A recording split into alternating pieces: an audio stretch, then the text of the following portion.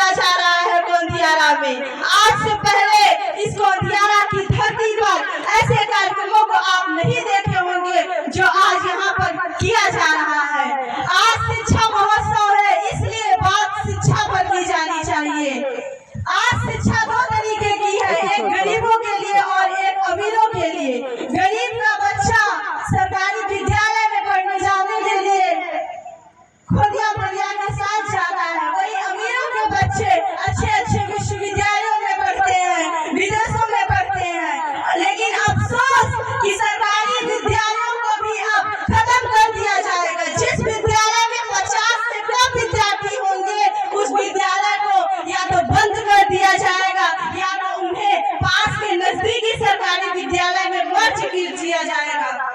यही नहीं, इसी देश में तक्षशिला और नालंदा जैसे विश्वविद्यालय हुआ करते थे जिसमें देश विदेश से लोग पढ़ने के लिए आते थे। और आज जेएनयू, जामिया जैसे यूनिवर्सिटी में डीयू जैसे यूनिवर्सिटी लोन पर चल रही है। बड़े अफसोस के साथ हमें कहना पड़ रहा है कि हमारे देश में शिक्षा व्यवस्था ध्वस्त हो चुकी है। और जब वो यूनिवर्सिटियां लोन से चलेंगी तो जब तक लोन मिलेगा तब तक चलेगी। अगर नहीं लोन मिल पाया तो फिर उनके सेल्फ फाइनेंस कोर्सेज लाए जाएंगे और फिर फीस महंगी कर दी जाएगी। जब फीस महंगी कर दी जाएगी तो हमारे और आपके घरों के बच्चे अगर फीस देने के लायक है तो उच्च शिक्षा प्राप्त कर पाएंगे, अन्यथा वंचित कर दिए जाएंगे। साथियों, आज शिक्षा व्यवस्था पूरी तरह से ध्वस्त है। नौकरियों में देखा जाए तो सरकारी विद्यालयों में शिक्षकों की भर्तियां नहीं हो रही है, सीटें खाली पड़ी हुई है। टेट सीटेट क्वालिफाइड विद्यार्थी सुपर टेट की वैकेंसी का इंतजार करते एलिजिबल से ओवरएज होते जा रहे हैं, लेकिन वैकेंसियां नहीं आ रही है। ये विचार करने योग्य बातें हैं। सरकार को इस सब बातों से कोई मतलब नहीं है। सरकार कहती है कि हमारा धर्म खतरे में है, जबकि वास्तविकता ये है कि हमारे और आपके बच्चों का भविष्य खतरे में है।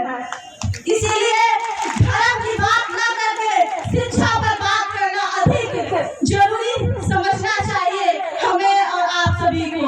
आप सभी से मेरा निवेदन है कि इस अगर वन एजुकेशन की मुहिम को लेकर भाई अजय मोहन जी चल रहे हैं, आप सभी तन मन धन से उनका सहयोग करिए और इस मिशन को सफल बनाने में अपना योगदान दीजिए।